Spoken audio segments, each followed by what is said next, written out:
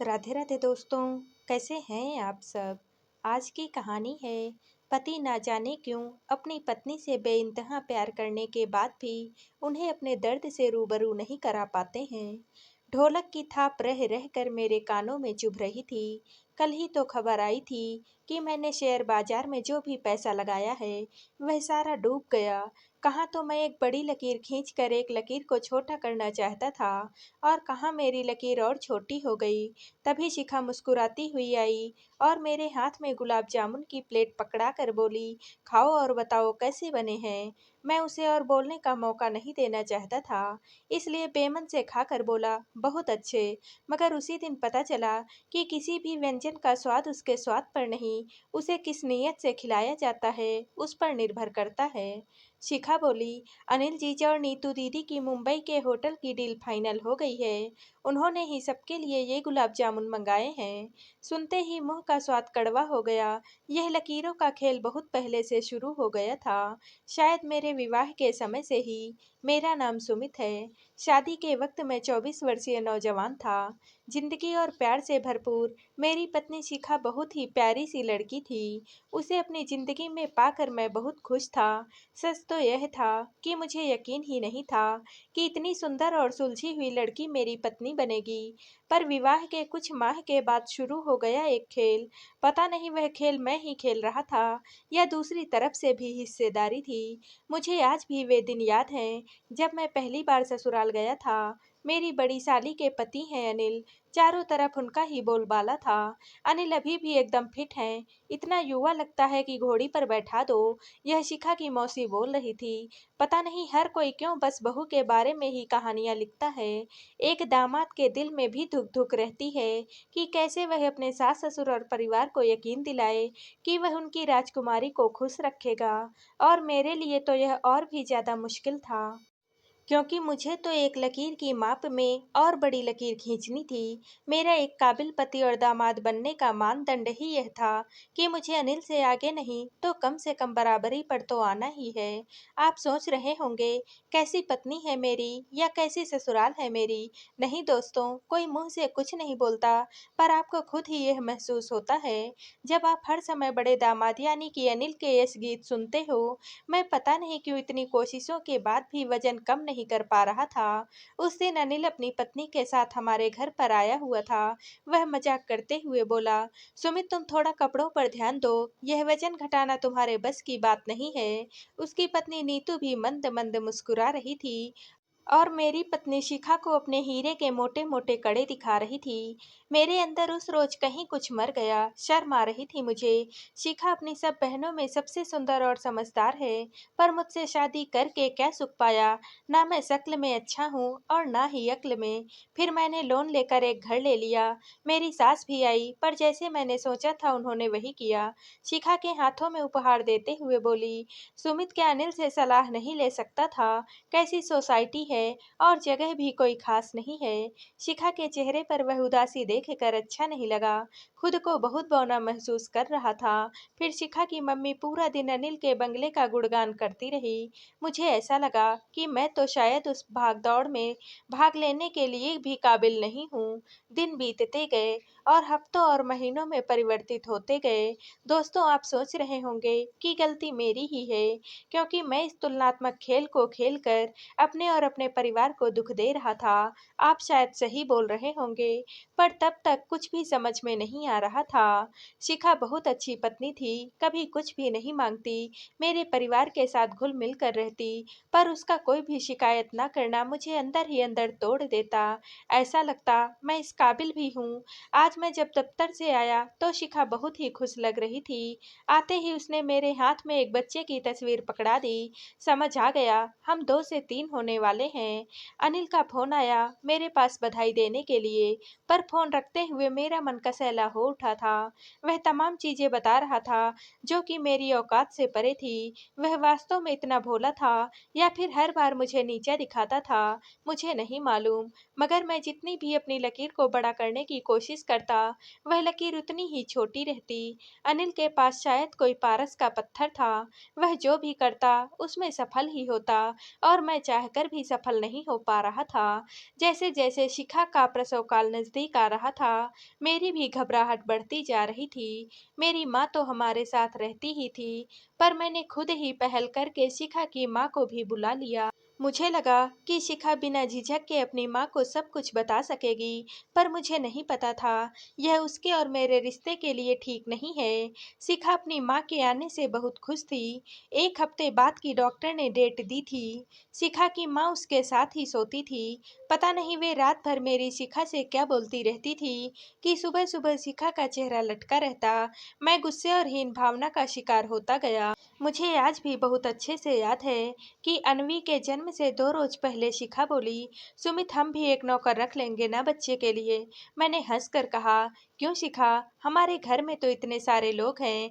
शिखा बड़ी ही मासूमियत से बोली, अनिल जीजा ने भी रखा था करिश्मा के जन्म के बाद। खुद को नियंत्रित करते हुए मैंने कहा, शिखा वे अकेले रहते हैं, पर हमारा भरा पूरा परिवार है। तुम्हें किसी भी चीज की कमी नहीं होने दूंगा। मगर अनिल का जिक्र मुझे बुरी तरह से खल गया।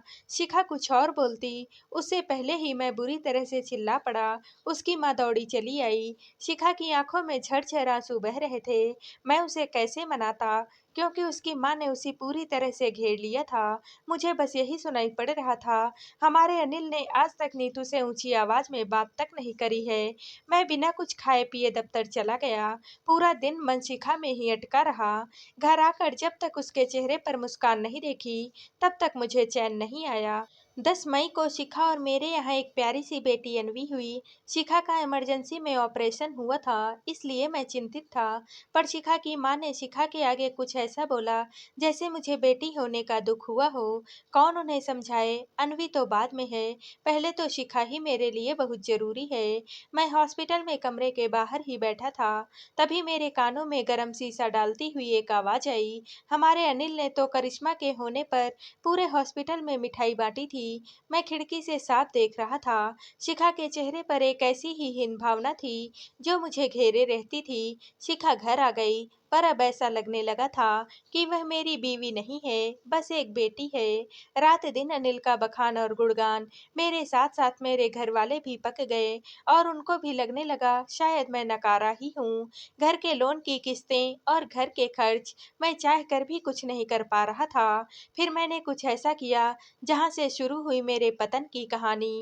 मैंने इधर उधर से कुछ लाख रुपए उधार लिए और बहुत बड़ा जश्न किया। शिखा के लिए भी एक बहुत प्यारी नारंगी रंग की रेशम के काम की साड़ी ली। उसमें शिखा का गेहुआ रंग और भी निखर रहा था। उसकी आंखों में सितारे चमक रहे थे और मुझे अपने पर गर्व हो रहा था। फिर किसी और से उधार लेकर मैंने पहले व्यक्ति का उधार चुकाया, और फिर यह धीरे धीरे मेरी आदत में ही शुमार हो गया। मेरी देनदारी कभी मेरी माँ तो कभी भाई चुका देते। शिखा और अन्वी से सब प्यार करते थे, इसलिए उन तक बात नहीं पहुँचती थी। ऐसा नहीं था कि मैं इस चाल से बाहर नहीं निकलना चाहता था, पर जब सब कुछ खाक हो जाता है, तब ऐसा लगता है काश मैं पहले शर्म ना करता या शिखा से बोल पाता। मैं एक काम करके अपनी लकीर को थोड़ा बढ़ाता, पर अनिल फिर उस लकीर को बढ़ा देता। यह खेल चलता रहा, और फिर धीरे धीरे मेरे और शिखा के रिश्ते में खटास आने लगी। शिखा को खुश करने की कोशिश में मैं कुछ भी करता, पर उसके चेहरे पर हंसी ना ला पाता। शिखा के मन में एक अनजाना डर बैठ गया था। उसे ऐसा लगने लगा था मैं कभी भी कुछ ठीक कर ही नहीं सकता, या मुझे ऐसा लगने लगा था कि शिखा मेरे बारे में ऐसा सोचती है। अन्वी 2 साल की हुई और शिखा ने एक दफ्तर में नौकरी करनी आरंभ कर दी। मुझे काफी मदद मिल गई। मैंने नौकरी छोड़कर व्यापार की तरफ कदम बढ़ाए।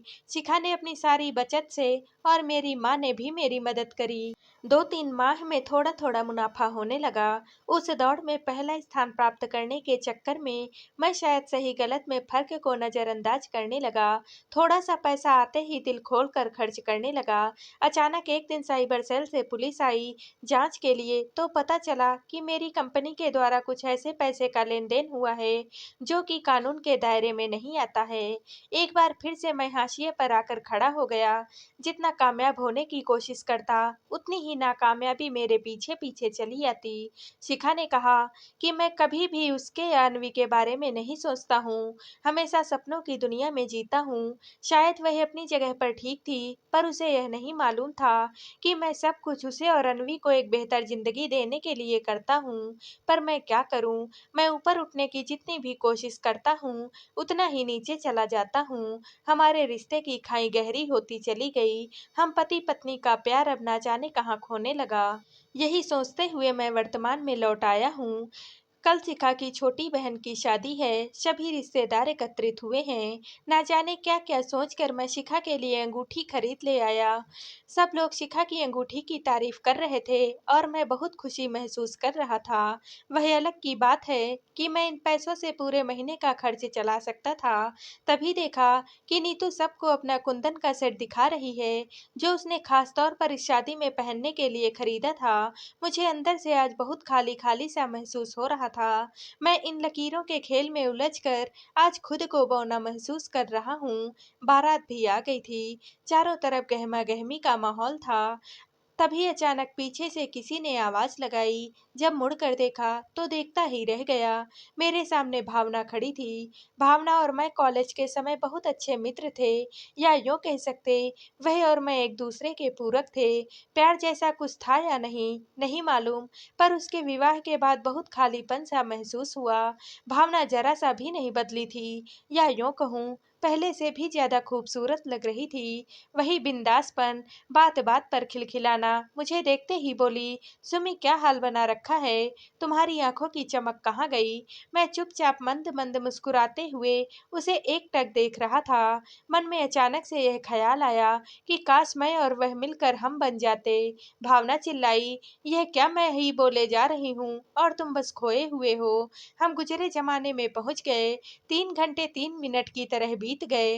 होश तब आया जब शिखा अनवी को लेकर आई और शिकायती लहजे में बोली, तुम्हें सब वहां ढूंढ रहे हैं। मैंने उन दोनों का परिचय कराया और फिर शिखा के साथ चला गया, पर मन वही भावना के पास ही अटका रह गया। जयमाला के बाद फिर से भावना से टकरा गया। भावना निश्चल मन से शिखा से बोली, शिखा आज की रात तुम्हारे पति को चुरा रही हूँ। हम दोनों बरसों बाद मिले हैं, फिर पता नहीं मिल पाए या नहीं। ये सब कुछ सुनकर मुझे पता लग गया था कि मैं अब भावना का अतिथि हूँ, और शायद उसने कभी मुझे मित्र से अधिक अहमियत नहीं दी थी। यह तो मैं ही हूँ जो कोई गलतफहमी पाले बैठा था। फिर भावना कॉफी के 2 कप ले आई। मुस्कुराते हुए बोली, चलो हो जाए कॉफी विद भावना। मैं भी मुस्कुरा उठा। मैंने औपचारिकतावश उससे उसके घर परिवार के बारे में पूछा। उससे बातचीत करके मुझे आभास हो गया था कि मेरी सबसे प्यारी मित्र अपनी जिंदगी में बहुत खुश है। पर यह क्या, मुझे सच में बहुत खुशी हो रही थी। भावना ने मुझसे पूछा, और सुमी तुम्हारी कैसी कट रही है। बीवी तो तुम्हारी बहुत प्यारी है। उसके आगे मैं कभी झूठ ना बोल पाया था, तो आज कैसे बोल पाता। अतः मैंने उसे अपना दिल खोल कर दिखा दिया। मैंने उससे कहा, भावना मैं क्या करूं, मैं हार गया यार। जितनी भी कोशिश करता हूँ उतना ही नीचे चला जाता हूँ। भावना बोली, सुमित कभी भी शिखा से ऐसे बात की जैसे आज तुमने मुझसे करी है। मैंने ना में सिर हिलाया तो वह बोली, फिर हर समय इन लकीरों के खेल में उलझे रहना। पति ना जाने क्यों अपनी पत्नियों को बेइंतहा प्यार करने के बावजूद भी उन्हें अपने दर्द से रूबरू नहीं करा पाते हैं।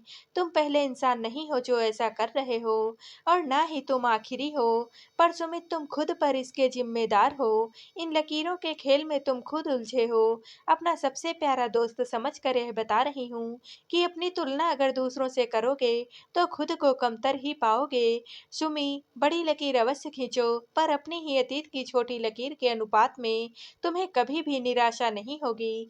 जैसे मछली जमीन पर नहीं रह सकती, वैसे ही हम पंछी भी पानी में नहीं रह पाते। सुमी, शायद तुम एक मछली हो जो उड़ने की कोशिश कर रहे हो। फिर बोलो, गलती किसकी है, तुम्हारी, शिखा या अनिल की। दूसरे तुम्हारे बारे में क्या सोचते हैं, इससे ज़्यादा इस बात पर निर्भर करता है कि आप अपने बारे में कैसा महसूस करते हैं। शिखा की माँ हो या तुम्हारी सब अपने-अपने ढंग से चीज़ों को देखेंगे, पर यह तुम्हारी ज़िम्मेदारी है कि तुम कैसे अपने रिश्ते निभाते हो। जैसे एक बहू को शादी के बाद अपने नए परिवार में तालमेल बैठाना पड़ता है, वैसे ही एक पुरुष को भी शादी के बाद सबसे तालमेल बैठाना पड़ता है। पर इस बात को एक पति दामाद अक्सर नज़रअंदाज कर देते हैं। अनिल से अपनी तुलना करने के बजाय उससे कुछ सीखो और मुझे यकीन है तुम्हारे अंदर भी ऐसे गुण होंगे जो अनिल ने तुमसे सीखे होंगे।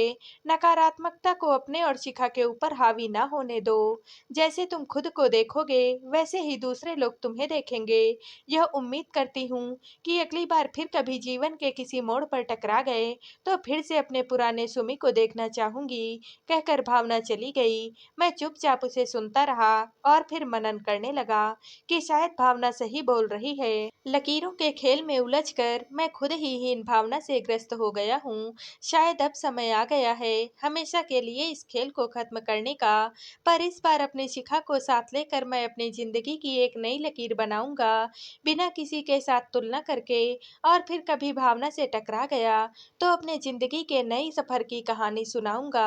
तो दोस्तों, आप सबको ये कहानी कैसी लगी कमेंट करके जरूर बताइएगा और वीडियो को लाइक व शेयर कीजिएगा। दोस्तों, अगर आप इस चैनल पर नए हैं और अब तक आपने हमारे चैनल को सब्सक्राइब नहीं किया है तो प्लीज़ और कहानियों से जुड़ने के लिए हमारे चैनल को सब्सक्राइब कर लीजिएगा। कल मिलते हैं एक और नई कहानी के साथ। आप सभी का बहुत बहुत धन्यवाद।